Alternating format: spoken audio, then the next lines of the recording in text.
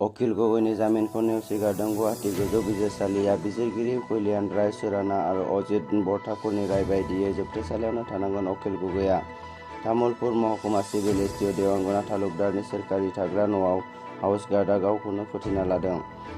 गं 5 रायजो फारियै हिमाचल प्रदेश, हारियाना, राजस्थान, मध्य प्रदेश आरो केरालायाव बार्ड फ्लुनि सन्देरनाय जाथाया गोहोम खोख्लैदों। सुबुंनि देहायाव सन्देरनो हागौ बार्ड फ्लु बेराम। बेनि थाखाय गैया फाहामथायनि राहा। लेखा रोङै बैसोगोरा आइजोआ गाइखेर फाननानै सानफायाव 3,50,000 रां मोनो। गाइखेर फाननानै 62 बोसोर बैसोनि सासे आइजोआ कौटि रां बिगोमा। नैबे हिन्जावसायानो जादों मणिपुरनि आबहावा मावथि लिसिप्रिया गंगुजमा। गोमोथावदि 9 बैसोनि हिन्जावसाया बारनिफ्राय गोग्गो दै दिहुननो हानाय डिभाइस दिहुनदों।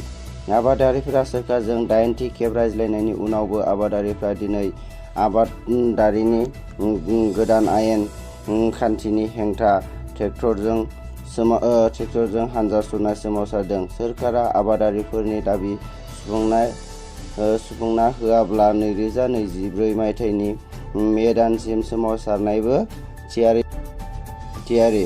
भारतआ कर'ना भेक्सिननि बेलायाव गोदानै मोनसेबाव मोजां खौरां मोननो हागौ। भारतआ बानायगासिनो कर'ना किलार नेजल स्प्रे।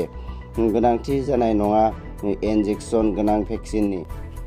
सोरखारा सिगारेट अदार तम्बाकु प्रडाक्ट एक्ट आयेनखौ सोदांनायनि मोनसे थिरांथा लादों। गलादारफोरा बैसो गोरलैयावनो बेफोरबायदि फेग्रा बेसाद फाननाय फोरमान मोनोब्ला 7 बोसोर जेल थानायजों लोगोसे 1 लाख रां जुरिमानाबो होनो नांगोन। 18 बोसोर बैसोनिफ्राय 21 बोसोरसिम सोरखारा बारायना होबाय सिगारेट सोबनाय सिमाखौ।